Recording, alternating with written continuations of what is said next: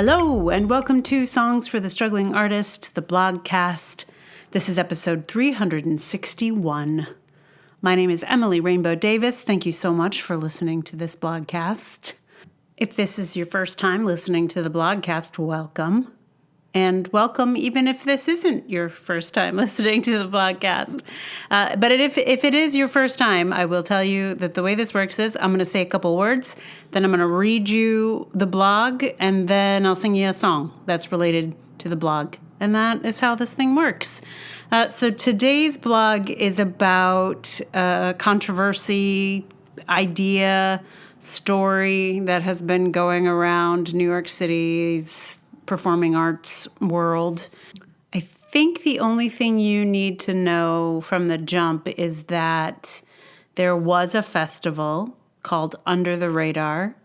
It was hosted by the Public Theater. Previously, it had been hosted by a different indie theater. PS 122, I believe, was the initial host. Anyway, they canceled this festival at the Public. They said it's going on hiatus, but no one really believes that. And the first bit of news about it was that it was just axed. So the hiatus talk was a little bit of a backpedaling situation. Anyway, I don't think you need to know much more than that, but it was a kind of indie performing arts theater festival that happened in January at the Public Theater, and now is no more, and everyone is very upset about it. So this post is called Joining the Under the Radar Mourners. My friend and I enjoy coming up with more accurate names for performing arts festivals here in New York City. You like the Next Wave Festival at BAM? Me too! We call it the previous wave, though, because almost everything in it hit its stride 30 to 40 years ago. Which is not to say it's not good. Pina Bausch's company still performs her work with integrity and style. But Pina Bausch died 14 years ago, and the last time she was a new up-and-coming artist was around 40 or 50 years ago. Now everyone's talking about the Under the Radar Festival recently due to its being canceled, either permanently or temporarily. My friend and I used to call it the Directly in Line with the Radar Festival due to its shows mostly being works and companies already receiving a fair amount of attention, often European. That is, directly in line with the radar if you happen to have a radar that detects weirdo performing arts. Most of NYC's indie art scene could be standing directly in front of the Public Theater, home of Under the Radar, or UTR, waving our arms and shouting, "Hey, radar! Run that radar this way, would ya?" But somehow, almost everyone I know was under the radar's radar. I'm not trying to spit on Under the Radar's grave. I'm just as sad as everyone else that this festival has been axed. It is a great loss. They put up genuinely interesting work, and often the kind of work you couldn't find in any other venue in New York City. They were sort of the last holdout for putting up weirdo performance here. It was a place for weirdo performance to go to the market and to get written up by major publications. You could rent a space and produce your own weirdo work somewhere, but to be sure someone would actually see it, you couldn't do better for your weirdo performance than to get it into the Directly in Line with the Radar Festival.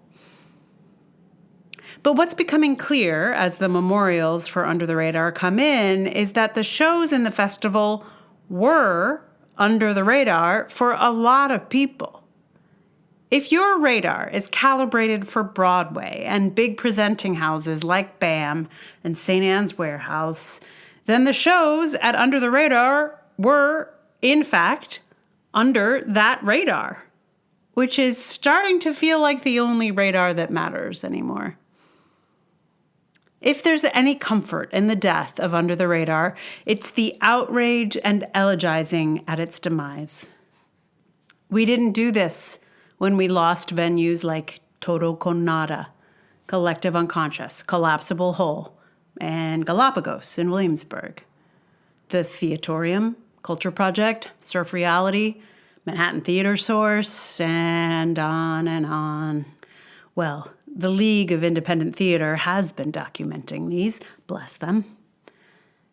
There wasn't an outcry when we lost the Coil Festival or American Realness or Fringe NYC. What seems to be happening is that Under the Radar, and being one of the last ones standing, is standing not only for the loss of itself, but all that was lost before it. It is the shit cherry on the top of the shit sundae of the New York City theater scene. Before, most people were not talking about downtown theater and indie theater and off-off theater and avant-garde and all sorts of stuff, just being pushed further and further to the sidelines until it felt like it would disappear. A lot of it has disappeared. I suppose Under the Radar was somehow the last straw, but I guess a lot of people on both sides of the theater divide had something invested in it. Those uptown folk like to go downtown to see the radar-friendly weirdo performance art, and those downtown maybe hoped that one day the radar might fall on them. On us. I used to faithfully send invites to the Under the Radar office just like everyone else. It was good to have a place to dream of seeing one's show one day. After 22 years of making theater here in New York City, I certainly didn't have a single hope of one day being presented in the Under the Radar Festival, nor any other festival that wouldn't charge us an entrance fee. But I like to go see what was in direct line of the radar in just the same way I enjoy going to see shows from the previous wave. And this isn't about wanting to see younger, fresher artists or something. I would probably be more excited to see a 90-year-old artist making their BAM debut with something really next wave or below the radar line than someone doing stuff we've seen before, but like young. I would be thrilled to see things that are truly next wave or truly under the radar. But theaters, like movies and TV, are compulsively putting out the things that sold well in the past rather than taking actual risks on innovative stuff. Slowly but surely, all the venues that allowed for more marginal artists have been disappearing, along with press coverage for them and all the structures that might allow true innovation to thrive. That's the really big loss.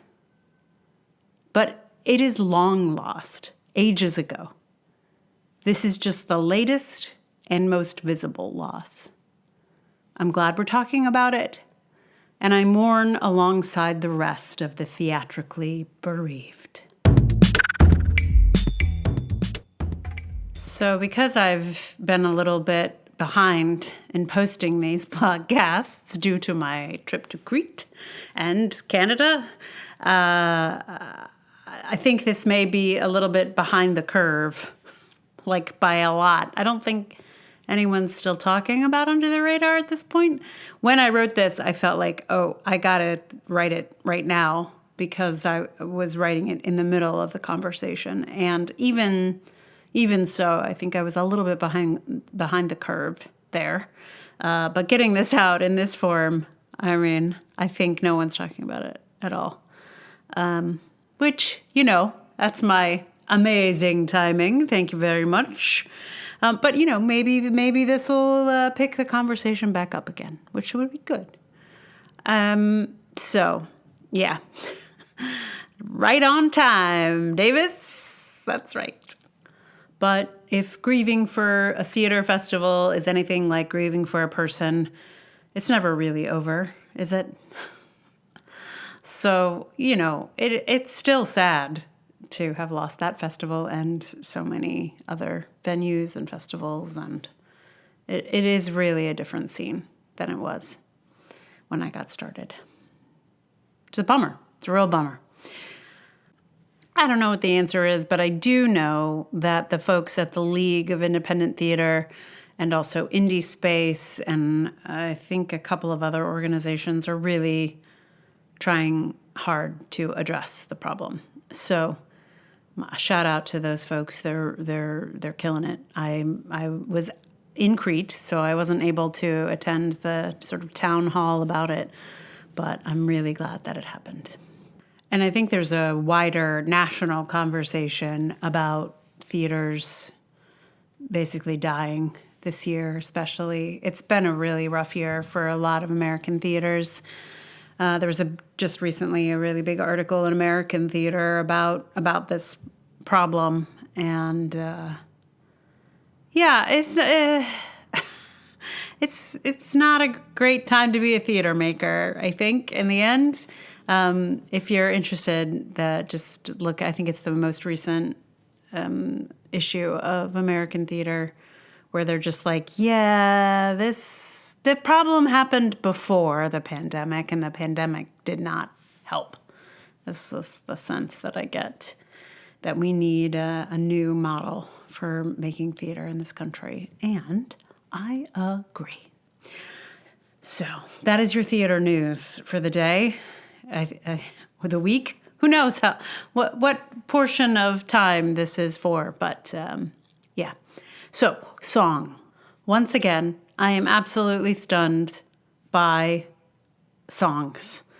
So I looked up Under the Radar in songs, thinking, I think there's like one, right? At least a song, maybe, or a lyric in a song, or there are so many songs called Under the Radar.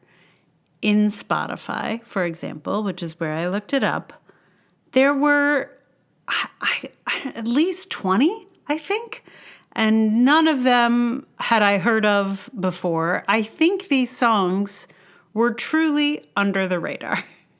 And I find that absolutely fascinating. I don't know, there's something so charming about like under the radar bands just writing a song called Under the Radar. And they're all very different. They're not, I don't think any of them are about like being an under the radar band, but it's just like the phrase, I think, must be particularly enticing to bands who are hanging out under the radar. Anyway, I was trying to decide among them in terms of like which one I liked the best, but then I thought, let me just see which one I can learn most easily. So I Googled the title Under the Radar and chords, where I found only one of the Under the Radar songs with chords available on the internet. So I assume this is the most popular of the Under the Radar songs. It's by a band called Abney Park, which I have never heard of before, but they are apparently a steampunk band based in Seattle, and they've been around for a good long time. They were a goth band originally, and then when steampunk came in, they were like, I don't know, they took on personas, and they have like a whole story. The album that this song is on, I believe, is an album of sea shanties. I'm not entirely sure about that, but the shanties is in the title of the album. So it was a very interesting rabbit hole to fall down. So if you're interested in a steampunk band, Abney Park, for you. So I'll play that for you in just a minute. But meanwhile, thank you so much for listening. If you like this podcast, please tell someone about it. Like, review, subscribe. You'll make a big, big difference, especially in the Apple Podcast app. Unfortunately, they still have all the power, but Spotify is coming up. So, either of those two places and more everywhere. And if you'd like to support it and me, Patreon.com/Emily R. Davis is a great place to go. There's also Ko-fi, there's PayPal. All those links are in the show notes. And I think that is all. But thank you mostly for listening. And I shall play for you here Under the Radar, which has it. When you listen to this song, I don't know, before I learned that they were a steampunk band, I was very confused about this song because it has the flavor of a sea shanty, but sea shanties, live in a world of like masts and ropes and wooden ships and whatnot. And this song, while having some feeling of a sea shanty, features things like coal. So I was very confused. I was like, is this a steamship shanty? And I guess that is, in fact, what it is.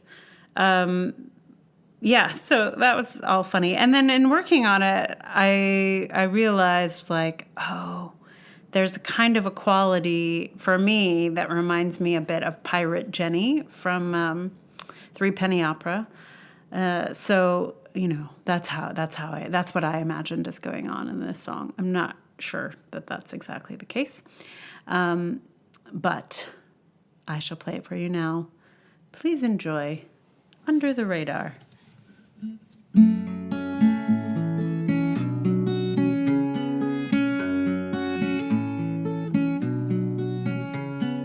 Nobody saw our sails on the horizon. Nobody heard propellers in the dawn. Nobody smelt our coal fires were burning. Nobody knew under the radar we crept on. Here we come on the run, our coal fires are burning. Here we come, fife and drum, propellers in the dawn. Here we come on the run, our coal fires are burning. Here we come, fife and drum, under the radar we crept on. Nobody saw our broadsides at their window. Nobody heard our trapdoors swinging wide. Nobody saw our cannons taking aim. Nobody heard my whispered fire blow their sides. Here we come on the run, our coal fires are burning. Here we come, fife and drum, propellers in the dawn. Here we come on the run, our coal fires are burning. Here we come, fife and drum, under the radar we crept on. Somebody heard our cannon fire ringing. Somebody saw the windows shattering. Somebody saw the hooks and tethers flying. Somebody saw my crew with swords drawn coming in. Here we come on the run, our coal fires are burning. Here we come, fife and drum, propellers in the dawn. Here we come on the run, our coal fires are burning. Here we come, fife and drum, under the radar we crept on. Here we come, fife and drum, under the radar we crept on.